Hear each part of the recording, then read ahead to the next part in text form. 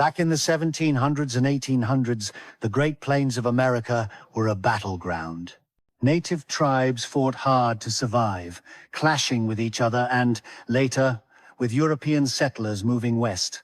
Lives were lost on both sides as these tribes tried to protect their lands and way of life. Among them, the Cheyennes stood out, and their fiercest fighters were the Dog Soldiers. The Dog Soldiers were the Cheyennes' elite warriors. They believed their strength came from dogs, known for being loyal and tough. These guys made a promise. They'd never back down, no matter how rough the fight got. They'd stand their ground to the very end. That kind of grit made them legends. The Cheyenne, part of the Algonquian-speaking tribes, moved to the Great Plains around the early 1700s. They lived off buffalo hunting and became skilled horsemen, roaming areas we now call Wyoming, Colorado, and Montana. By the 1800s, things got tough.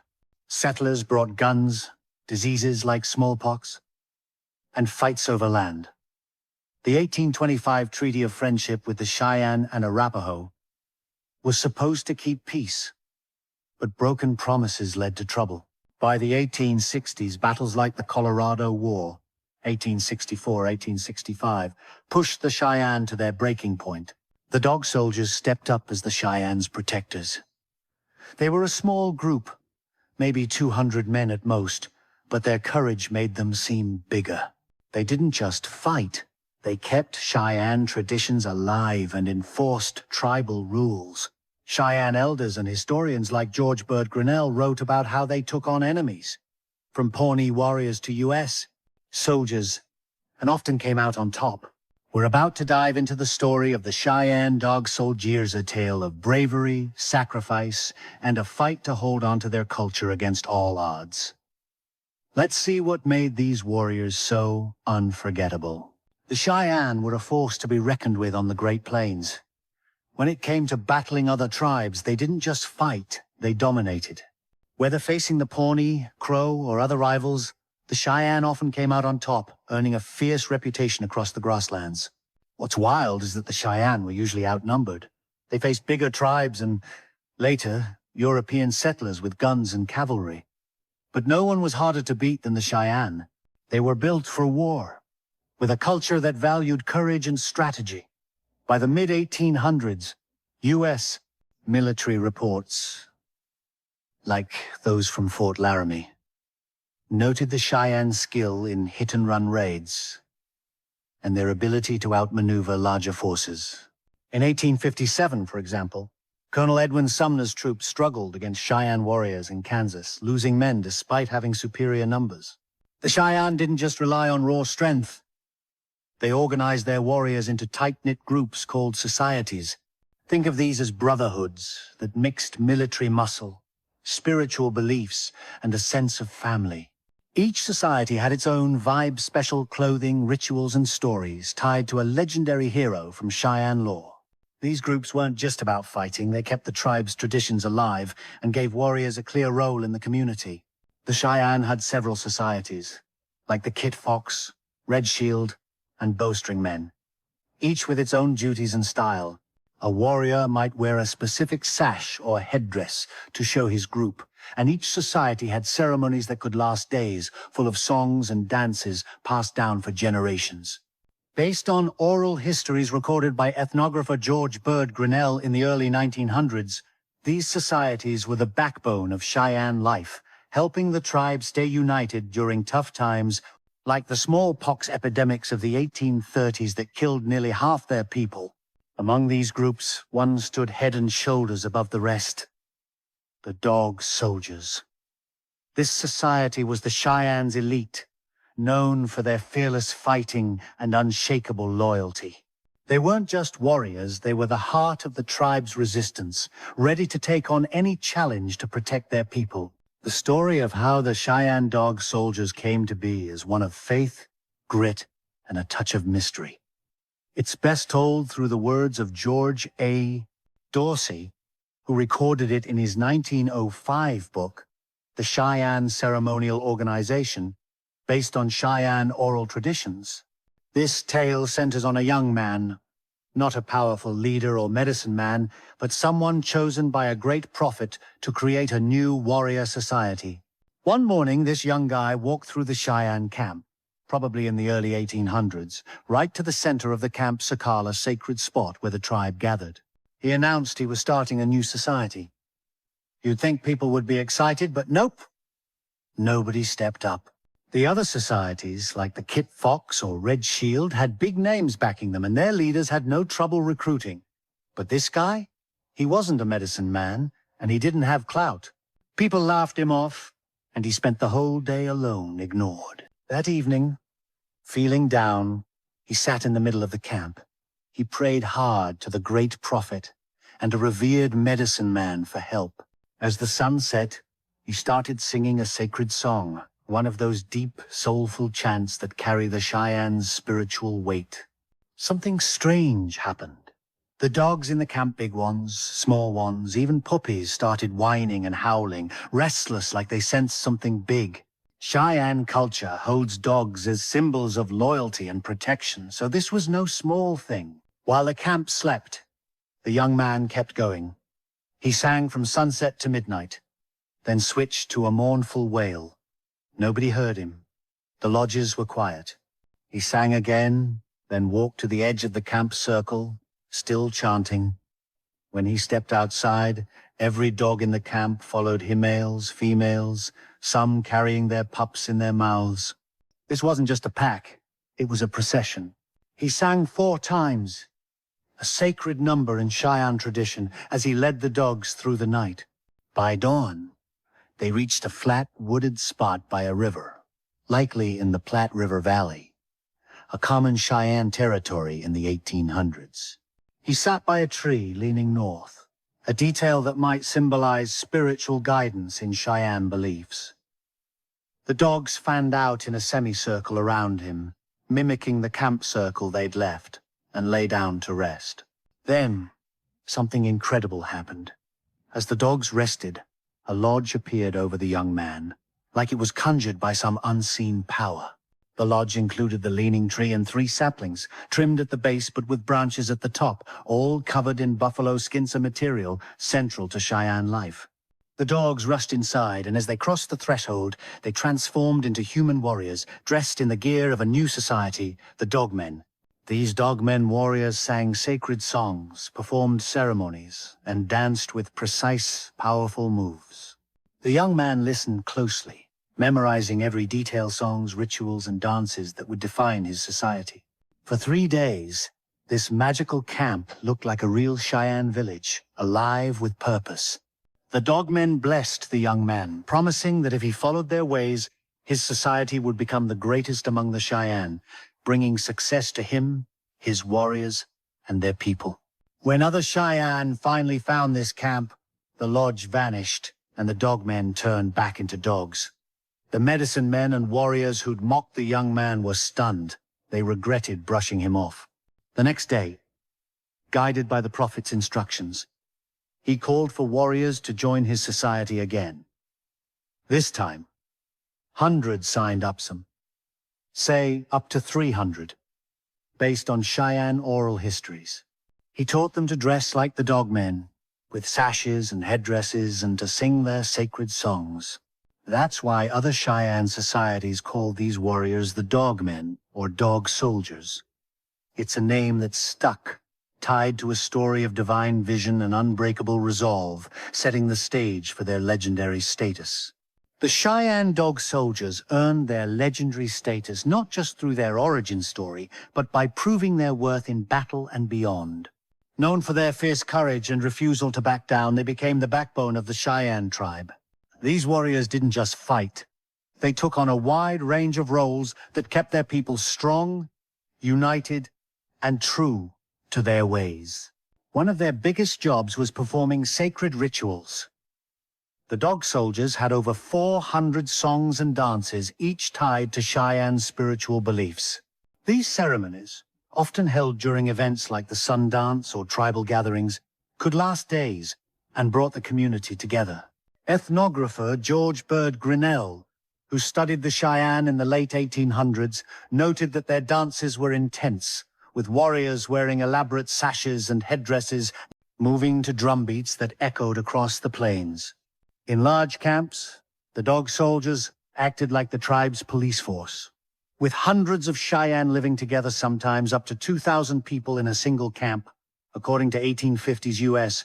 Army reports, they kept order. They had some unique perks, too.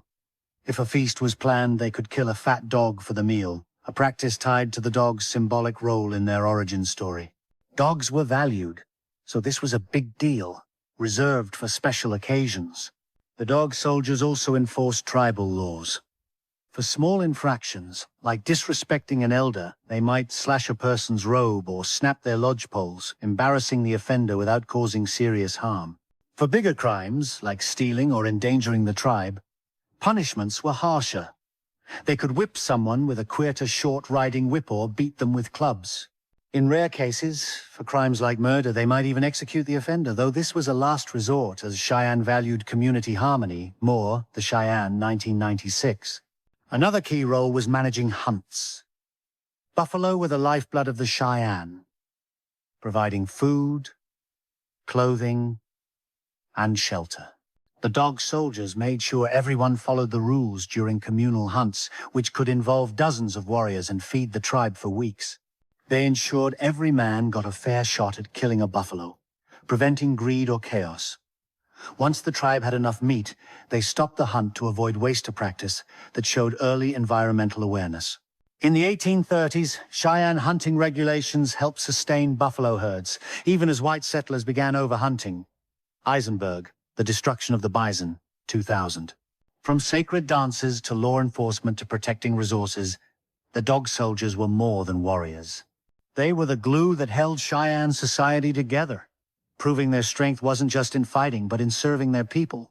The Cheyenne Dog Soldiers didn't just talk a big game, they backed it up on the battlefield.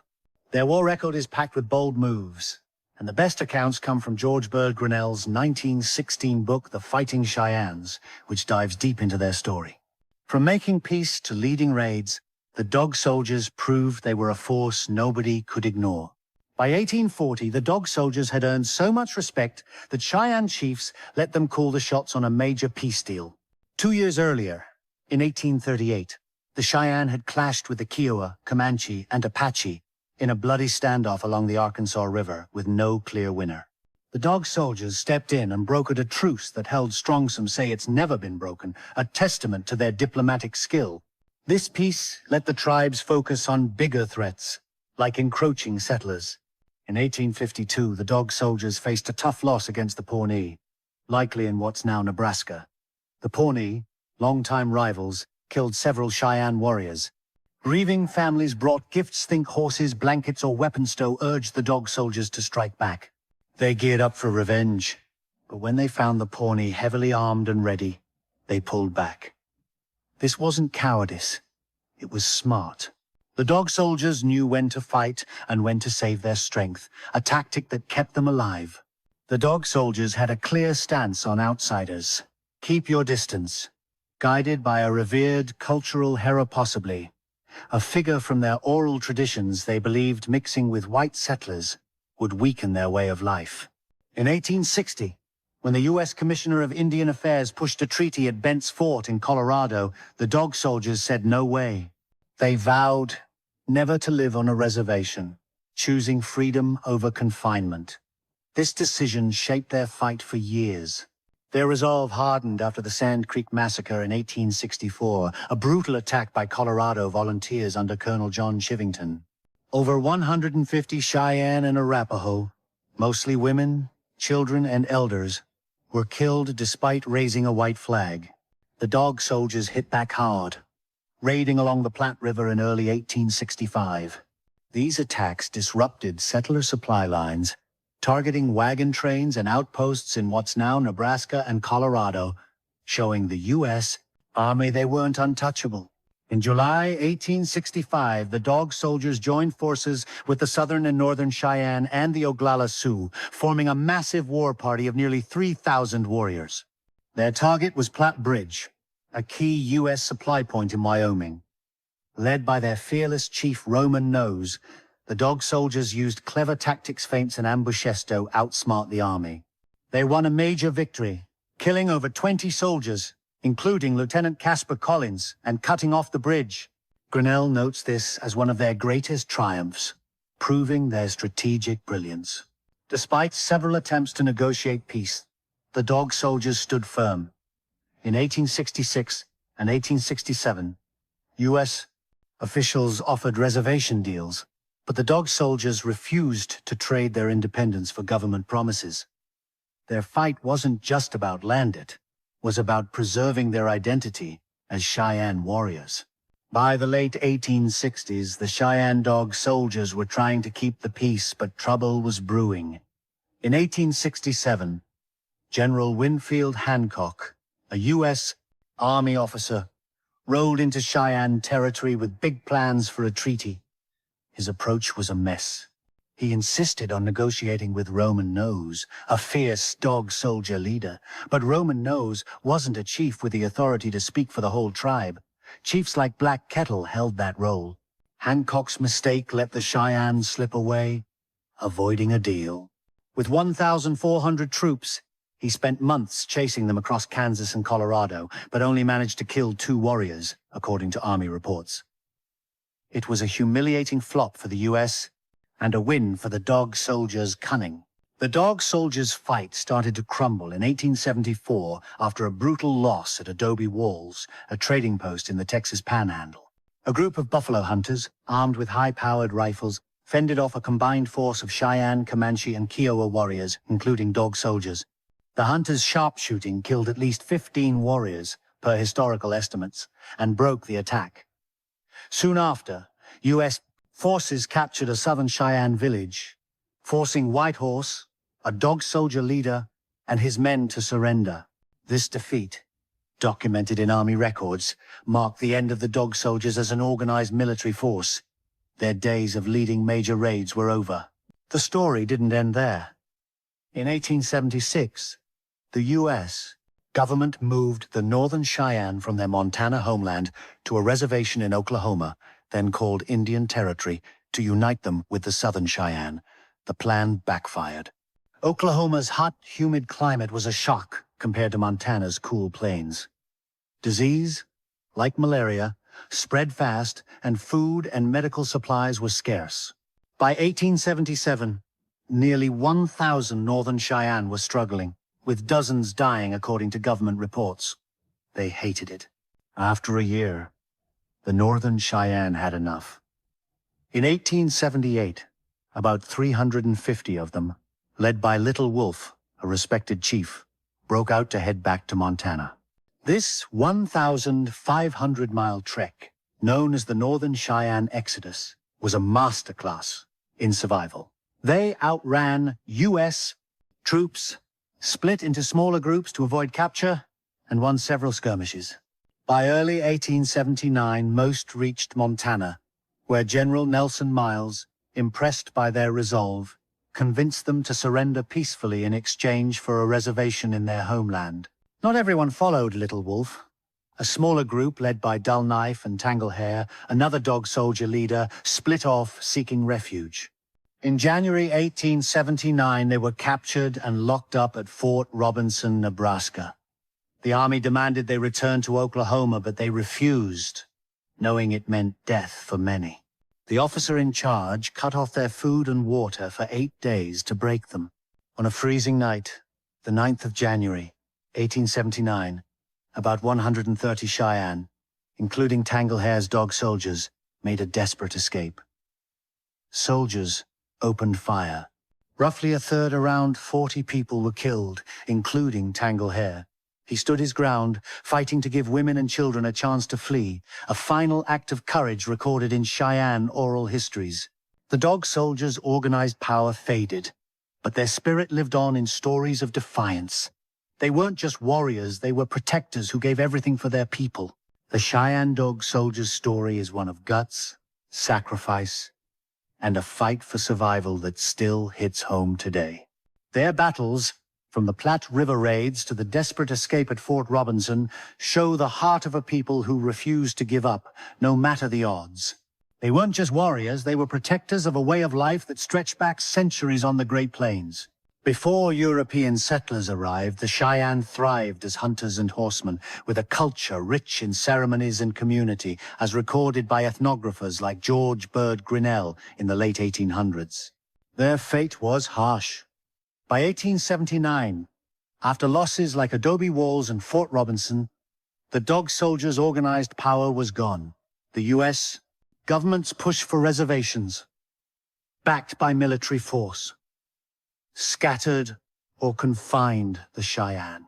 By 1880, only about 1,300 Cheyenne remained in Montana and Oklahoma, down from an estimated 3,500 in the 1830s, due to war, disease, and starvation, according to government records. Yet, their spirit endured.